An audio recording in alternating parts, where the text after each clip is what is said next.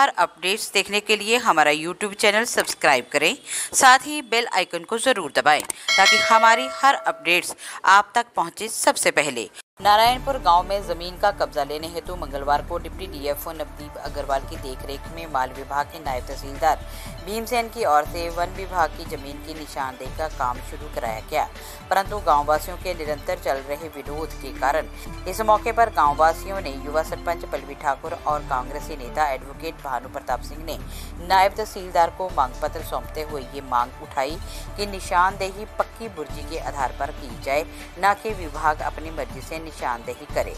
इस मौके पर सरपंच पल्लवी ठाकुर और एडवोकेट भानु प्रताप ने कहा कि वे गांववासियों के साथ अन्याय होने नहीं देंगे और इस संबंध में कांग्रेस के प्रदेश अध्यक्ष सुनील जाखड़ से बात की जाएगी ताकि लोगों को न्याय मिल सके।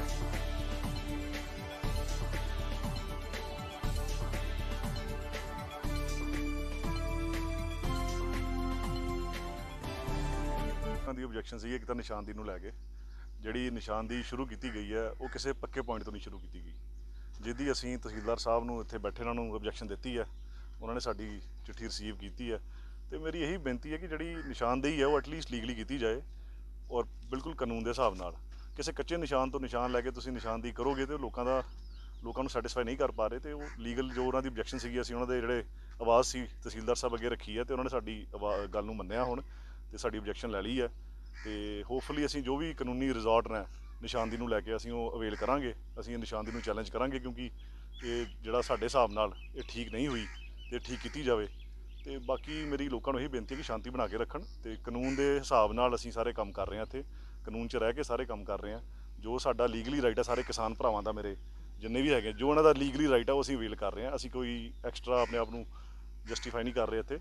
ਜੋ ਸਾਨੂੰ ਕਾਨੂੰਨ ਨੇ ਅਧਿਕਾਰ ਦਿੱਤੇ ਨੇ ਨਿਸ਼ਾਨ ਦੀ ਚੈਲੰਜ ਕਰਨ ਦੇ, ਅਸੀਂ ਉਹ ਚੈਲੰਜ ਕੀਤੀ ਹੈ ਇੱਥੇ ਅੱਜ। ਇਸ ਮੈਟਰ ਤੇ ਕਮੈਂਟ ਨਹੀਂ ਕਰਨਾ ਚਾਹਾਂਗਾ, ਮੈਟਰ ਸਬਜਡਾਈਜ਼ ਹੈ, ਮਾਨਯੋਗ ਹਾਈ ਕੋਰਟ ਨੇ ਫੈਸਲਾ ਕੀਤਾ ਤੇ ਜੋ ਸਾਡੇ ਕੋਲ ਲੀਗਲ ਰਿਜ਼ੋਰਟ ਹੋਣਗੇ ਮੈਂ ਸਮਝਦਾ ਕਿ ਸੁਪਰੀਮ ਕੋਰਟ ਜਾਣਦੇ ਆ ਕਿਤੇ ਵੀ ਉੱਚ ਨਿਆਲੇ 'ਚ ਜਾਣਦੇ ਅਸੀਂ ਉਹ ਅਵੇਲ ਕਰਾਂਗੇ ਹੁਣ।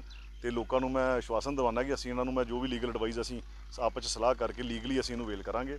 ਬਾਕੀ ਅਸੀਂ ਪੰਜਾਬ ਸਰਕਾਰ ਨੂੰ ਵੀ ਬੇਨਤੀ ਕਰਾਂਗੇ, ਮਾਨਯੋਗ ਸੁਨੀਲ ਜਾਖੜ ਜੀ ਨੂੰ ਵੀ ਬੇਨਤੀ ਕਰਾਂਗੇ ਕਿ ਲੋਕਾਂ ਦੀ ਜਿਹੜੀ ਆਵਾਜ਼ ਹੈ ਲੋਕਾਂ ਦੀ ਆਵਾਜ਼ ਸੁਣੀ ਜਾਵੇ ਤੇ ਉਹਨਾਂ ਨੂੰ ਜੋ ਉਹਨਾਂ ਦਾ ਹੱਕ ਹੈ ਉਹਨਾਂ ਦੀ ਜਿਹੜੀ ਜ਼ਮੀਨਾਂ ਉਹ ਬਚਾਈਆਂ ਜਾਣ। ਕਿਉਂਕਿ ਜਿਹੜਾ ਇਸ ਇਲਾਕੇ ਦਾ ਕਿਸਾਨ ਹੈ ਗਰੀਬ ਹੈ, ਇਹ ਕੋਈ ਅਮੀਰ ਕਿਸਾਨ ਨਹੀਂ ਹੈਗਾ।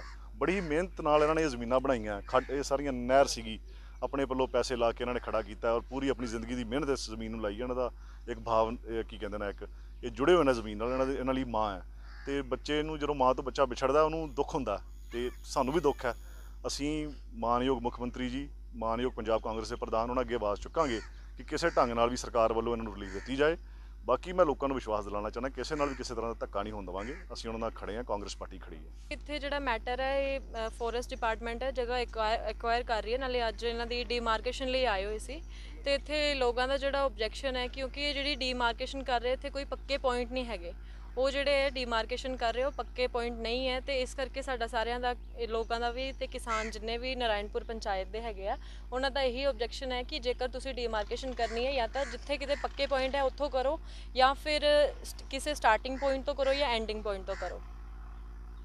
ਹਾਂਜੀ, ਆਪਾਂ ਜਿਹੜੀ ਨਾਇਬ ਤਹਿਸੀਲਦਾਰ ਸਾਹਿਬ ਨੂੰ ਐਪਲੀਕੇਸ਼ਨ ਲਿਖ ਕੇ ਦਿੱਤੀ ਹੈ ਕਿ ਆਪਾਂ ਇਹਨਾਂ ਦੀ ਇਹ ਡੀਮਾਰਕੇਸ਼ਨ ਤੋਂ ਸੈਟੀਸਫਾਈਡ ਨਹੀਂ ਹੈ ਤੇ ਪਹਿਲਾਂ ਇੱਥੇ ਨਾਰਾਇਣਪੁਰ 'ਚ ਪੱਕੇ ਪੁਆਇੰਟ ਲੱਭੇ ਜਾਣ, ਉਸ ਤੋਂ ਬਾਅਦ ਜੋ ਹੈ ਡੀਮਾਰਕੇਸ਼ਨ ਆਪਣਾ ਐਜ਼ ਪਰ ਲੋ ਜਿਵੇਂ ਵੀ ਉਹਨਾਂ ਦਾ ਬਣਦਾ ਉਹ ਕਰਨ।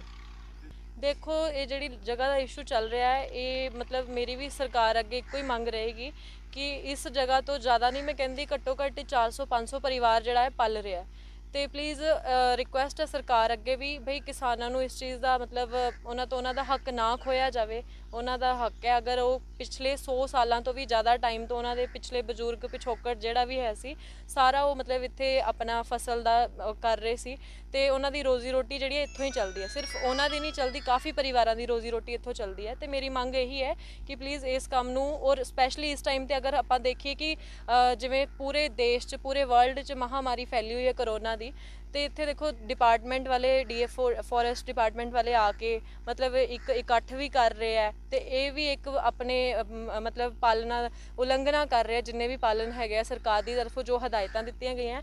ਤੇ ਮੇਰੀ ਇੱਕੋ ਰਿਕੁਐਸਟ ਹੈ ਜੇਕਰ ਇਹ ਕੰਮ ਤੁਸੀਂ ਕਰਵਾਉਣਾ ਹੈ ਪਹਿਲਾਂ ਤਾਂ ਸਾਨੂੰ ਹਾਈ ਕੋਰਟ ਦੇ ਜਿਹੜੇ ਆਰਡਰਸ ਹੈ ਇਹਨਾਂ ਕੋਲੋਂ ਉਹਨਾਂ ਦਾ ਪੂਰਾ दो सानू कि हाँ सानू पहले कोई नोटिफिकेशन नहीं दिता इन्होंने।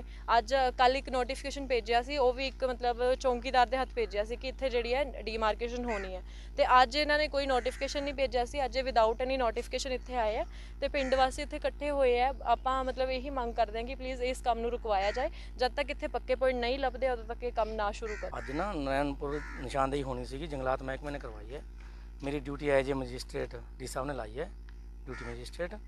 उस दे संबंध में अज मैं इत्थे आया हुआ, मौके पर हाज़र हाँ। निशानदेही चल रही है, पर लेकिन कुछ बंदियां ने मैंने एक एप्लीकेशन दी है कि सानू ये निशानदेही मंजूर नहीं हैगी। इस करके मैं जो निशानदेही का इतराज़ लाया इन्होंने, वो निशानदेही की रिपोर्ट आने के उपरंत मैं उन्हें नाल ला के उच्च अधिकारियों को भेज दूँगा।